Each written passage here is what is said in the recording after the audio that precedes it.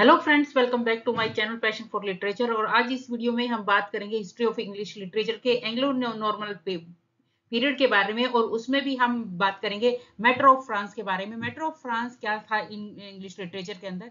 Matter of France जो है refer करता है एक collection of medieval stories, poems और लीजेंड्स के बारे में, यानी मध्यकालीन यूरोप की जो भी कहानियां होती थी, स्टोरीज होती थी, जो कि बेस्ड होती थी जो शार्ल मैगन, जो चार्ल्स द ग्रेट और उनके जो शूरवीर थे, जो उनके नाइट्स थे, उनकी उनसे रिलेटेड जितने भी लीजेंड से पॉइंट्स थी, स्टोरीज को, उनको मैटर ऑफ फ्रांस कहा जाता है।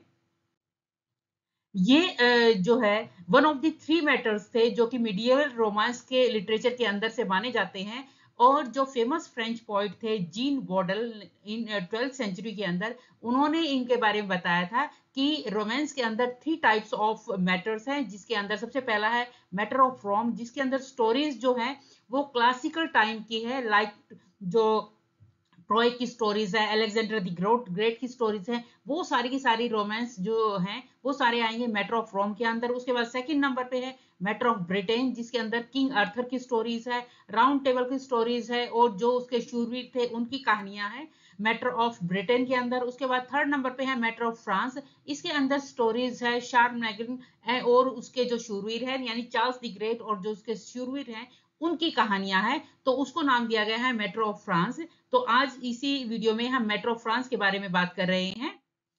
अब मैटर ऑफ फ्रांस के अंदर क्या है? इसके अंदर जो फोकस है वो चार्ल्स द ग्रेट और उसके जो शूरवीर है, ब्रेव नाइट्स थे, उसके बारे में स्टोरीज हैं।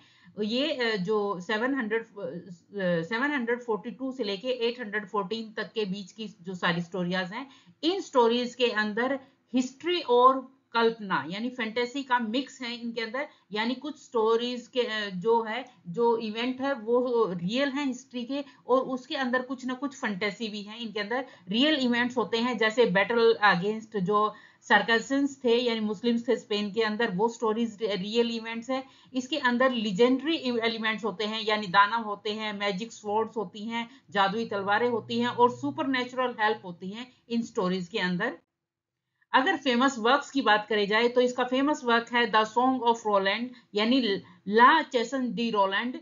ये जो मोस्ट फेमस एपिक है ये माना जाता है। और इसके ये जो रोलैंड की स्टोरीज है ये चार्ल्स के नेफ्यू थे जिनकी जो डेथ हुई थी उसके बारे में है। इसके साथ और स्टोरीज भी हैं, जैसे ओलिवर ओगे the Dane and round the mount.